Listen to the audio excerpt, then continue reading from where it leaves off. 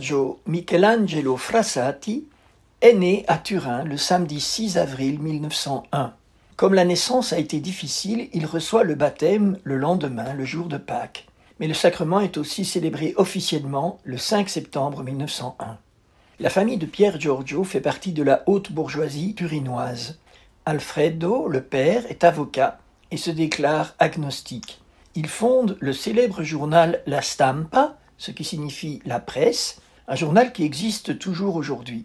Il en est le fondateur et le rédacteur en chef. En 1913, il est élu sénateur. C'est le plus jeune sénateur du pays. Il est nommé ambassadeur d'Italie à Berlin de 1920 à 1922. Adélaïde Amétis, la maman de Pier Giorgio, est artiste peintre. C'est une femme ferme, rigoureuse et exigeante. Elle est catholique pratiquante, mais par convention. Plus tard, elle ne comprendra pas la ferveur religieuse de son fils. Alfredo et Adélaïde ont 3 enfants. Elda, qui est née 2 ans avant Pier Giorgio, est morte à 8 mois. Luciana naît en 1902 et entretient une grande complicité avec son grand frère. Elle mourra à l'âge de 105 ans après avoir consacré une grande partie de sa vie à faire connaître la sainteté de son frère. Rien ne prédispose donc Pier Giorgio à une rencontre forte avec le Seigneur. Sa famille n'est pas un milieu qui paraît propice. Mais il est envoyé dans l'école des jésuites et c'est là qu'il va découvrir et approfondir la foi. Je vous ai souvent parlé des écoles catholiques et de leurs fondateurs qui avaient en ligne de mire l'évangélisation de la jeunesse. Pensons à Don Bosco, Jean-Baptiste de La Salle, Julie Billard ou Madeleine Sophie Barra. Cette intuition se révèle payante avec Pier Giorgio. Il a même un directeur spirituel, un père jésuite, qui lui suggère de participer tous les jours à l'Eucharistie et de communier quotidiennement. C'est ce que Pier Giorgio va faire à partir de l'âge de 12 ans. Il est d'une fidélité à toute épreuve.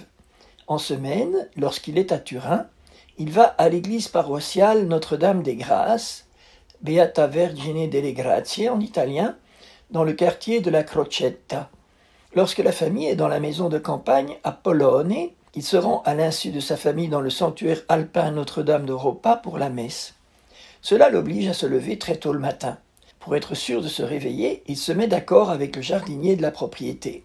Il s'attache un fil au bras et le jardinier tire le fil pour le réveiller. Il se lève et fait rapidement à pied les 6 kilomètres qui le séparent du sanctuaire, franchissant en passant une dénivellation de 600 mètres. Il revient comme si de rien n'était pour participer au petit déjeuner en famille. Pier Giorgio ne se contente pas de la communion quotidienne. Il aime rester adorer le Saint-Sacrement et il le fait souvent la nuit. Il a aussi une grande dévotion pour la Vierge Marie et récite souvent le chapelet. Mais il ne se contente pas de prier. Il aide les pauvres autant qu'il le peut. Les histoires concernant sa charité abondent. Son premier geste de charité est resté célèbre car il s'est déroulé avant même que Pier Giorgio ne soit rentré à l'école. Une maman et son jeune enfant sonnent à la porte pour demander la charité. Pier Giorgio, qui ouvre, n'a évidemment pas d'argent à donner, mais il remarque que les pieds du jeune enfant sont nus. Il est ému de compassion, il enlève alors ses chaussettes et ses souliers et donne le tout à la pauvre maman. Ce geste va être renouvelé de nombreuses fois. Soit il donne sa veste à un pauvre qui a froid, soit il donne son titre de transport en tramway à un pauvre et rentre à pied. Il adhère en 1918, il a alors 17 ans, à la Société de Saint-Vincent-de-Paul pour mieux exercer la charité et la rendre de manière anonyme. Ce n'est plus le fils du sénateur Frassati qui donne, c'est la Société de Saint-Vincent-de-Paul. Avec la société, il visite les familles pauvres et rassemble du matériel chez les gens bien nantis pour les donner aux nécessiteux. Il distribue ainsi de la nourriture, des meubles, des médicaments, des vêtements.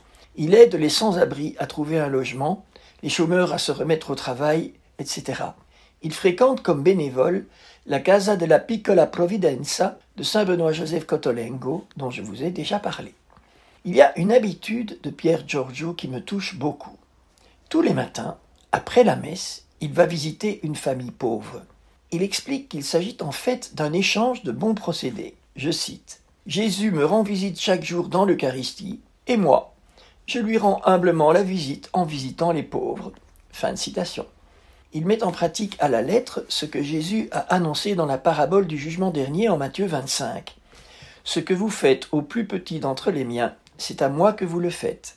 Il a un véritable amour de prédilection pour les pauvres. Autour des pauvres, écrit-il, je vois une lumière que nous n'avons pas. Pier Giorgio est aussi un sportif accompli. Il vit dans une région montagneuse et il s'adonne régulièrement à l'alpinisme, un sport qu'il a découvert avec sa maman dès l'âge de 8 ans.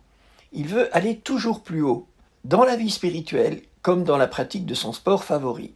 Il franchit des sommets de plus en plus hauts, mais sans être pour autant téméraire. Il aime relever des défis en respectant toutes les règles de prudence dans un sport où une petite erreur peut vite être fatale.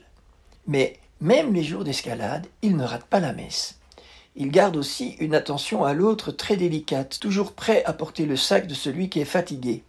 Un jour, constatant qu'un de ses amis est fatigué, il demande à tout le groupe de s'arrêter parce qu'il ne se sent pas bien, évitant ainsi à son ami l'humiliation de manifester sa faiblesse. Pier Giorgio pratique aussi d'autres sports, vélo, voile, randonnée, escrime, équitation. Il participe même à une compétition de ski à Soulsdouw. Ce n'est donc pas par hasard que Jean-Paul II l'a nommé patron des sportifs. Pier Giorgio s'engage aussi en politique. Il milite pour le nouveau parti démocrate chrétien qui se lance, le PPI. Il écrit dans le journal du parti, le Momento. Au cours d'une manifestation à Rome, il est arrêté par la police avec ses compagnons.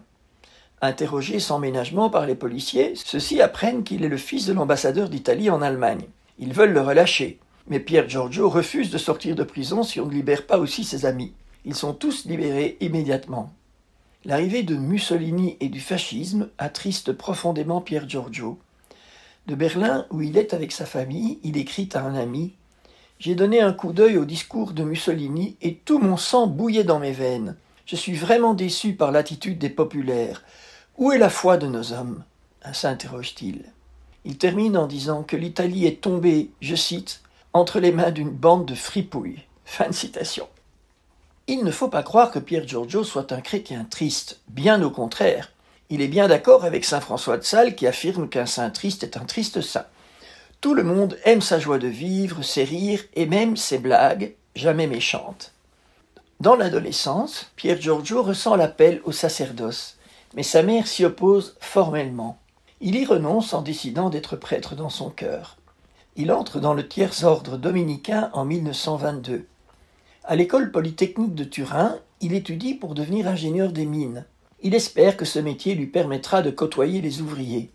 En 1923, il tombe amoureux d'une jeune fille, Laura Hidalgo, mais n'ose pas la présenter à sa famille car elle n'est pas du même milieu. Il comprend que cet amour est impossible et il y renonce.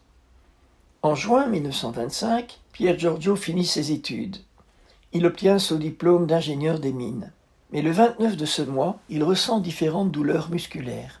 Personne de sa famille ne fait attention à lui parce que sa grand-mère est à l'agonie. Elle meurt le 1er juillet 1925 et tout le monde croit qu'il a seulement une petite grippe. Quand on commence à s'inquiéter, le 3 juillet, soit plus de 5 jours après le début de ses symptômes, on fait venir le médecin. Le diagnostic ne tarde pas. C'est une poliomyélite fulgurante qu'il a contractée en visitant l'une ou l'autre famille pauvre. Sa famille ne lui révèle pas la gravité de son état. Son directeur spirituel, appelé à son chevet, lui annonce qu'il se pourrait bien qu'il voie bientôt sa grand-mère. Et il meurt le 4 juillet 1925.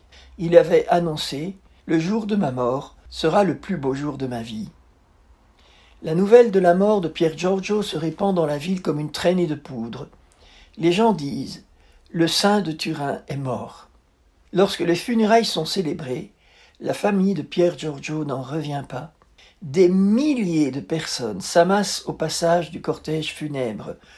Tous les pauvres de la ville viennent rendre un dernier hommage à celui qui les a servis en secret, à l'insu de ses parents qui découvrent, après sa mort, l'immense rayonnement de leur fils, qu'ils considéraient comme un raté et un doux rêveur, parce qu'il était croyant.